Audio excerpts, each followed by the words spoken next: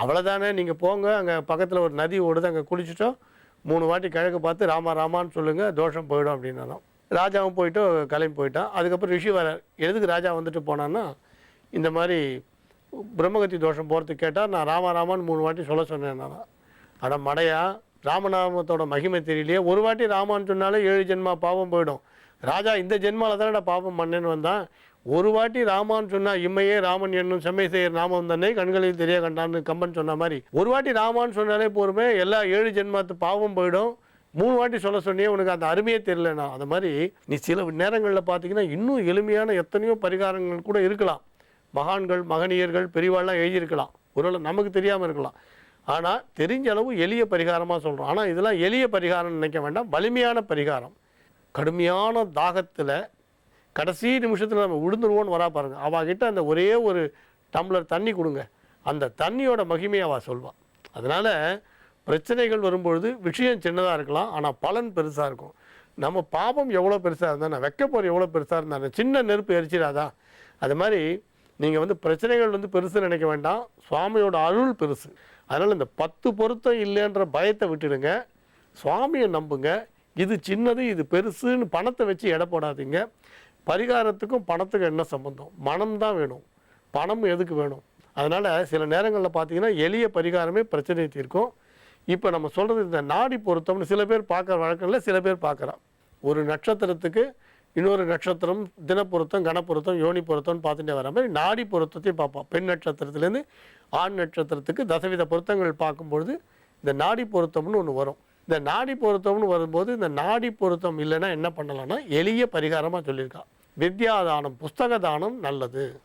அதாவது புஸ்தக தானம்னு உடனே நம்ம பாட்டுக்கு கதை புஸ்தகங்கள்னு வாங்கி கொடுக்க வேண்டாம்.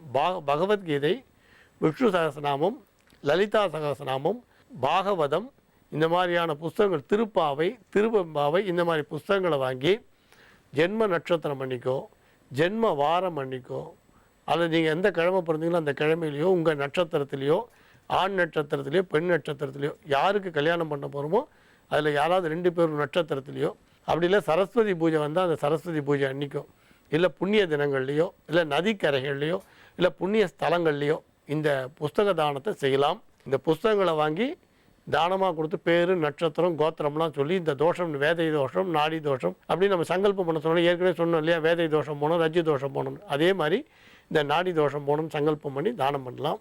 இது எண்ணிக்கையை பொறுத்த வரைக்கும் நம்ம சக்தியை பொறுத்தது. இப்போ திருப்பாவை புஸ்தகம் இருக்குது 10 ரூபா அப்படின்னா அது 100 புக்கு கூட வாங்கி பண்ணலாம். இதே நீங்கள் ஒரு பெருசாக ஒரு புக்கு 200 ரூபாய்க்கு வாங்கி பண்ணுறீங்கன்னா ஒரு 2 புக்கோ 3 புக்கோ 1 புக்கோ பண்ணலாம். உங்கள் சக்திக்கு தகுந்த மாதிரி பண்ணுங்கள். இந்த புஸ்தகத்தை வாங்கி தானம் பண்ணுறதுனால நாடி பொருத்தம் இல்லைன்ற தோஷம் விலகும். விவாகத்தை நீங்கள் அதுக்கப்புறம் செய்யலாம். வருஷம் உங்களோட கல்யாணமான அதே நாள் அதே நட்சத்திரம் வரும்போது புஸ்தகத்தை வாங்கி தானமாக கொடுங்க. நல்ல பலன்களை கொடுக்கும். கட்டாய மன வாழ்க்கை இனிக்கும். நாடி பொருத்தம் இல்லைன்ற பயத்தை நீங்கள் தாராளமாக விட்டுடலாம். நம்புங்கள், நல்லதே நடக்கும்.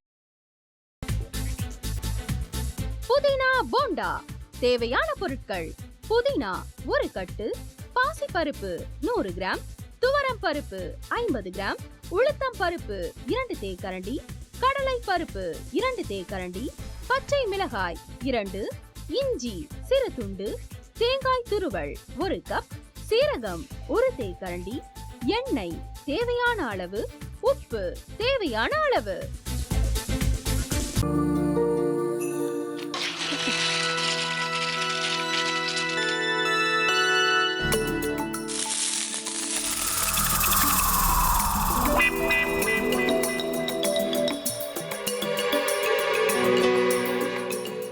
இந்த ஆம்லெட் பண்றதுக்குள்ள போதும் போதும் ஆயிடுது. தவையோட ஒட்டிக்குது.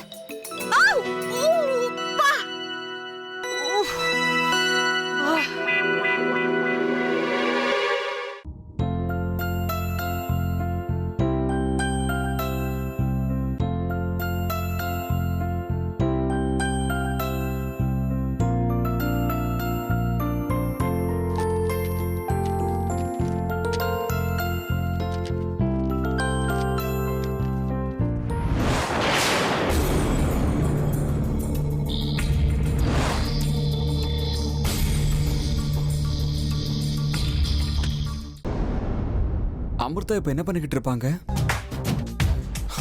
நாளைக்கு எல்லாரும் சேர்ந்து அவங்க வீட்ல பொண்ணு கேட்கறதுக்காக போறோம். என்ன மாதிரி அவங்களும் ரொம்ப எக்ஸைட்டா இருப்பாங்களோ. அதான் ஃபோன் நம்பர் இருக்கே, ஃபோன் பண்ணி கேட்டுடலாம்.